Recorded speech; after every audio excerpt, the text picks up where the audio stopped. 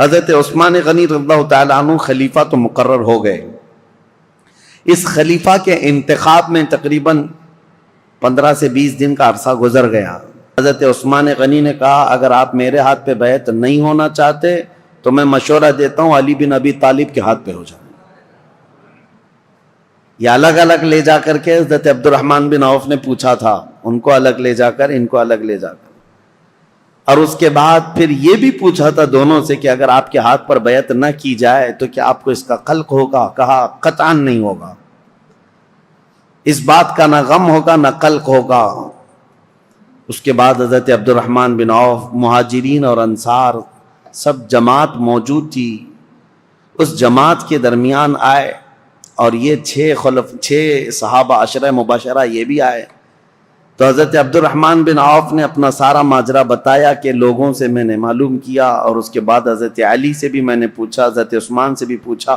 لوگوں نے پوچھا کہ کیا معلوم کیا، کیا پوچھا آپ نے لوگوں سے اور کیا آپ کو نتیجہ ملا؟ تو حضرت عبد الرحمن بن عوف نے کہا جو مجھے نتیجہ ملا وہ یہ ہے کہ حضرت عثمان کا ہاتھ پکڑتے ہیں اور کہتے ہیں میں اللہ اس کے رسول کے احکام پر ان کے ہاتھ پر بیعت کرتا ہوں. عبد الرحمن بن عوف رضی اللہ تعالیٰ عنہ کی بڑی عزت تھی.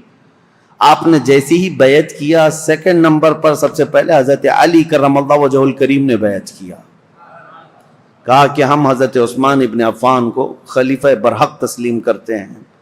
اور اس کے بعد جوق در جوق مہاجرین اور انصار صحابہ کے جتنے بھی جماعتیں تھی، طبقے تھے، سبوں نے حضرت عثمان غنی کے ہاتھ پر بیعت کر لیا. اور بالاتفاق صحابہ کا اجماع ہوا اس بات پر، حضرت عثمان غنی کے ہاتھ پر سبوں نے بیعت کیا. لیکن ایک مسئلہ تھا، حضرت عثمان غنی رضی اللہ تعالیٰ عنہ خلیفہ تو مقرر ہو گئے. اس خلیفہ کے انتخاب میں تقریباً 15 سے 20 دن کا عرصہ گزر گیا. جب حضرت عثمان غنی رضی اللہ تعالیٰ عنہ تشریف لائے تو چونکہ آپ کی ولادت سے لے کر کے اب تک کے حالات اس سے قبل آپ نے سنا ہوگا، پھر مختصر میں آپ کو بتاؤں.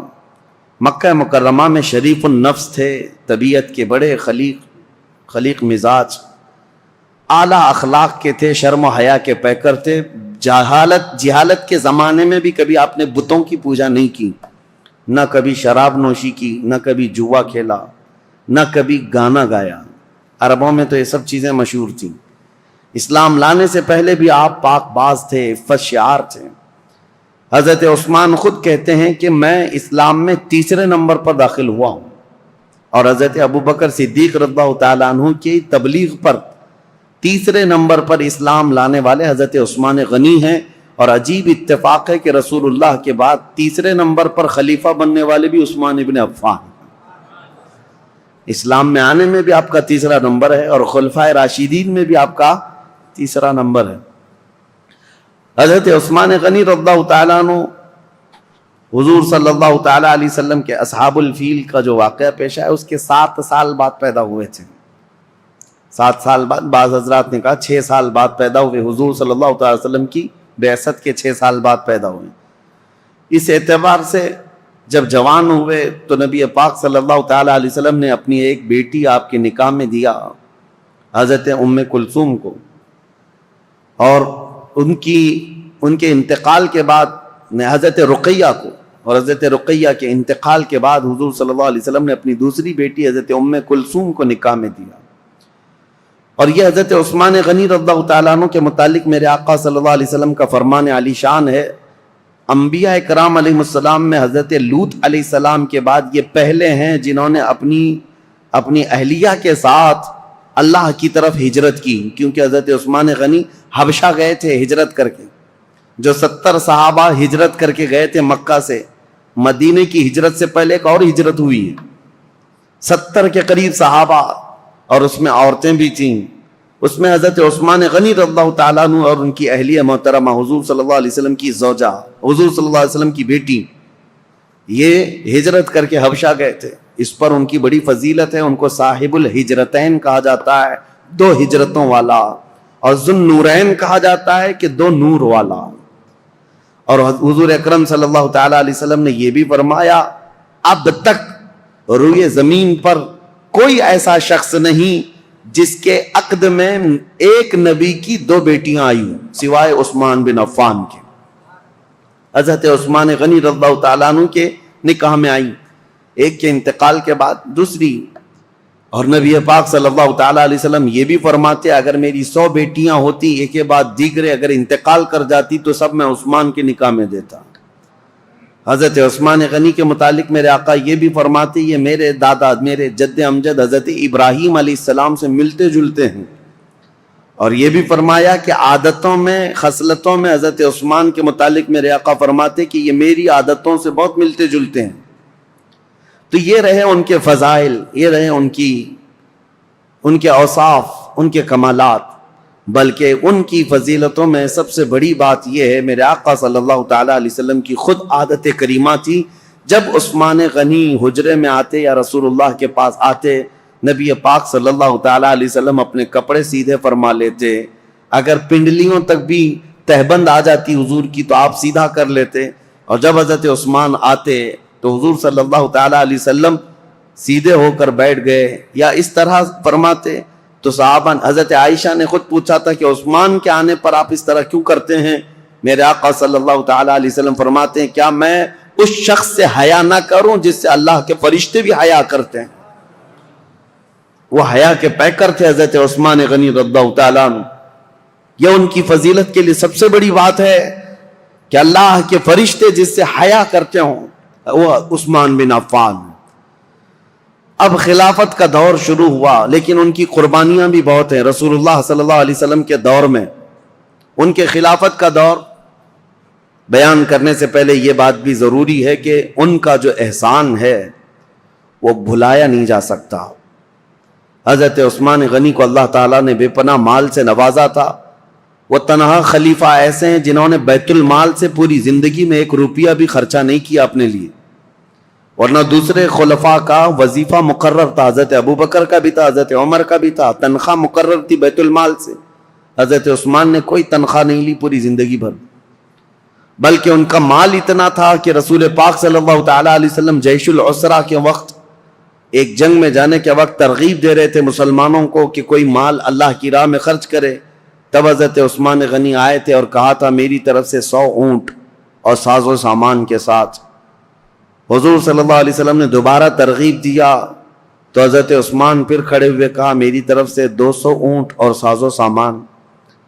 تیسری مرتبہ حضور نے فرمایا تو حضرت عثمان کھڑے ہوئے کہا 300 اونٹ میری طرف سے اور ساز و سامان. نبی پاک صلی اللہ تعالیٰ علیہ وسلم کھڑے ہوئے اور پھر حضرت عثمان غنی 1000 دینار، 40 دینار پر زکوٰۃ واجب ہوتی ہے، 7.5 تولہ سونے کے برابر 40 دینار ہوتے ہیں. 1000 دینار حضرت عثمان غنی جھولیوں میں بھر کر رسول پاک صلی اللہ علیہ وسلم کے پاس لا کر نظر کر دیا. حضور صلی اللہ تعالیٰ علیہ وسلم ان کے لائے ہوئے دینار کو الٹ پلٹ کرتے تھے اور ممبر پر کھڑے ہو کر فرماتے آج کے بعد سے عثمان کو کوئی عمل نقصان نہیں دے سکتا، ان پر جنت واجب ہو چکی ہے. حضرت عثمان غنی کی یہ قربانیاں میرے عزیزو، یہ آسان لگتا ہے 100 اونٹ 200 اونٹ 300 اونٹ. اس زمانے میں بھی اونٹ کی قیمت جو ہے آج کی مشہور کار کے برابر تھی. اس وقت کی سواریاں ہیں، وہ جس کے پاس 1 اونٹ ہے یہ سمجھ لے کہ وہ بڑا امیر شخص ہوا کرتا تھا. اونٹ کی سواری مہنگی سواریوں میں سے ہوتی تھی اور 100 اونٹ نظر کر دینا، بلکہ 300 اونٹ ایک جنگ میں نظر کر دینا. ایک تاریخ داں ہیں، مورخ ہیں، انہوں نے اس زمانے کے کیلکولیشن کے اعتبار سے اس وقت کی جو بھی اماؤنٹ انہوں نے دی تھی حضرت عثمان غنی نے، اس کو کمپیئر کر کے بتایا ہے کہ اس دور میں حضرت عثمان غنی کا دیا ہوا دان، دیا ہوا صدقہ، قیمت اور اس کی مالیت اگر کمپیئر کی جائے تو اس زمانے کے 1 ارب 20 کروڑ روپیہ بنتے ہیں. 116 کروڑ یا 120 کروڑ کے برابر وہ رقم ہوتی ہے جو آپ نے ایک بار میں دیا ہے. کون ہے جو اتنی خطیر اتنی بڑی رقم میرے مصطفیٰ کریم صلی اللہ علیہ وسلم کے ایک فرمان پر لا کر نظر کر دے؟ حضرت عثمان غنی رضی اللہ تعالیٰ عنہ یہ وہ شخص ہیں کہ جب مدینہ طیبہ میں تشریف لائے تو مسلمانوں کے لیے میٹھے پانی کا ایک ہی کنواں تھا، وہ یہودی کے قبضے میں تھا اور وہ پیسوں سے بیچتا تھا۔ حضرت عثمان غنی رضی اللہ تعالیٰ عنہ نے حضور صلی اللہ علیہ وسلم کے اس فرمان پر کہ کون ہے جو یہ کنواں مسلمانوں کے لیے خریدے تو اس کے لیے جنت واجب ہے، یہ جنت کی نہر اس کے لیے، اپنے مال خاص سے اس کنویں کو خریدا حضرت عثمان غنی نے اور ہمیشہ کے لیے وقف کیا۔ بیر روما، وہ کنواں آج بھی مدینے میں ہے اور پانی سے لبالب بھرا بھی ہے۔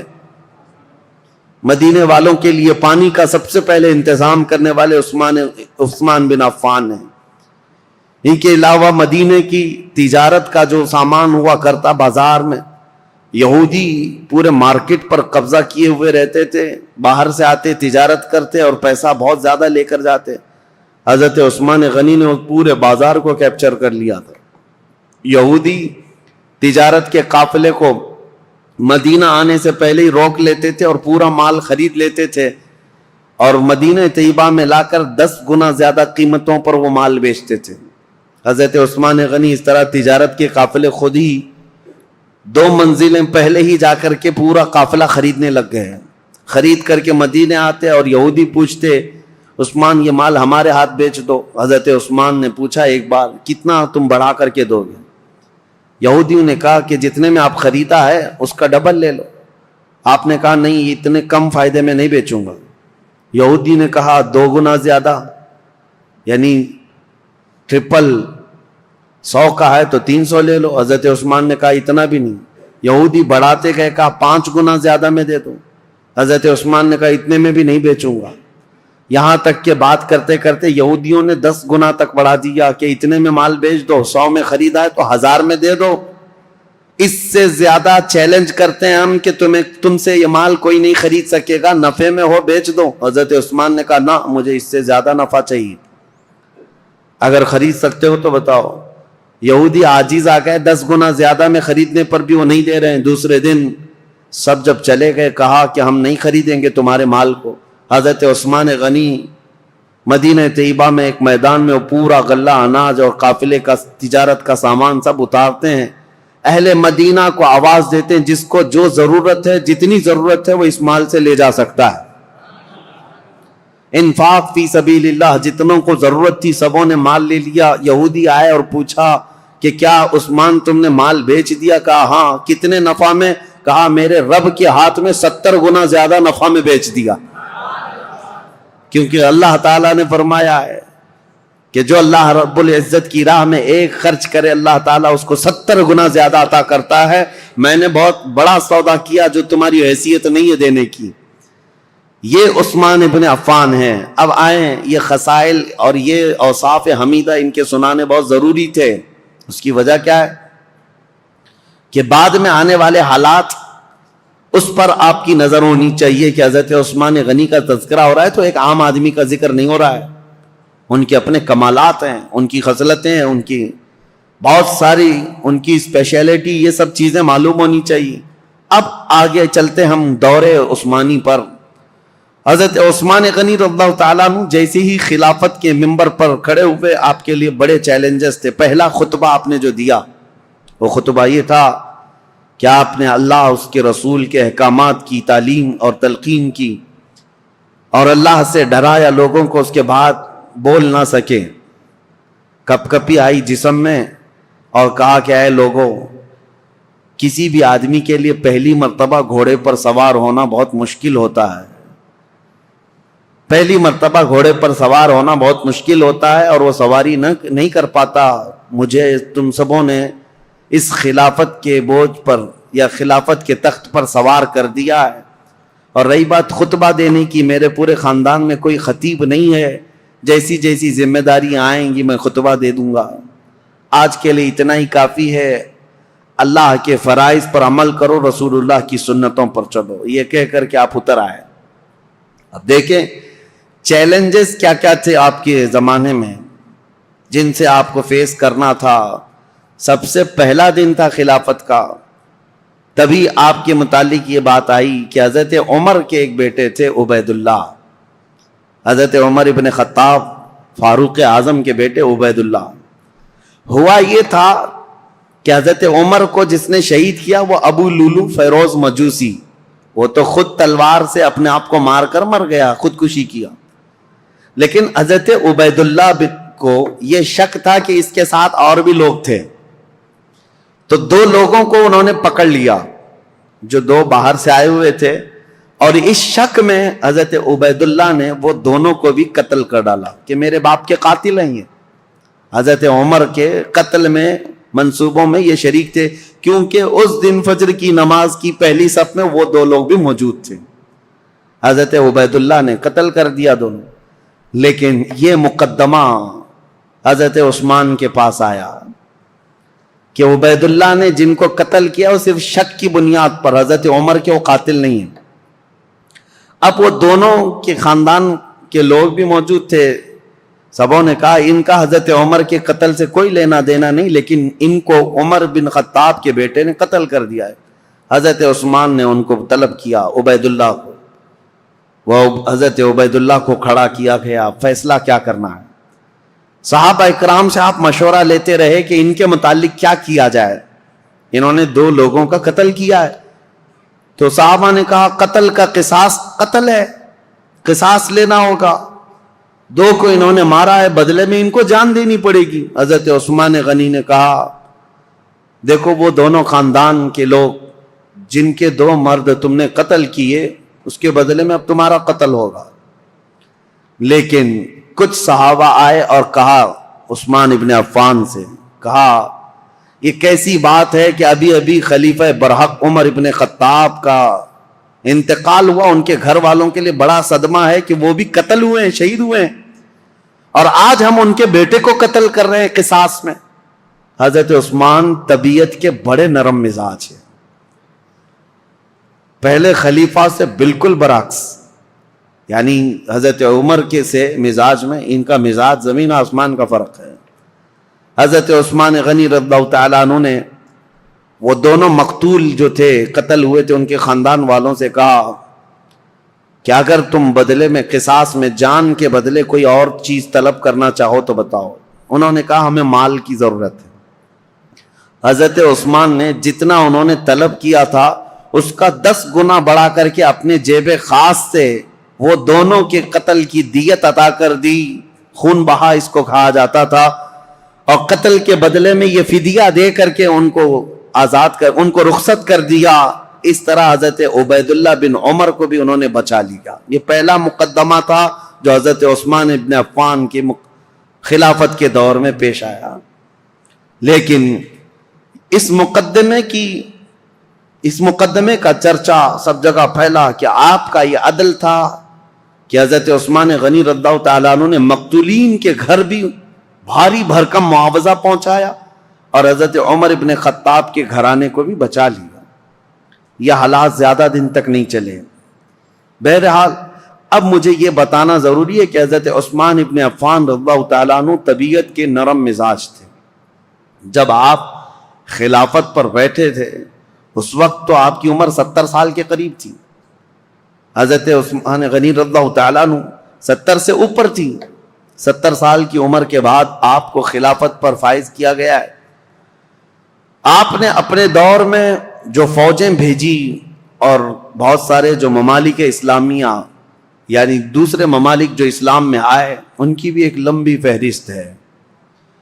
پہلا تو یہ ہے کہ حضرت عثمان ابن عفان رضی اللہ تعالیٰ عنہ کے دور میں اسپین جو اس زمانے میں اندلس کہا جاتا تھا، آج کا اسپین، یا حضرت عثمان غنی کے دور میں فتح ہوا.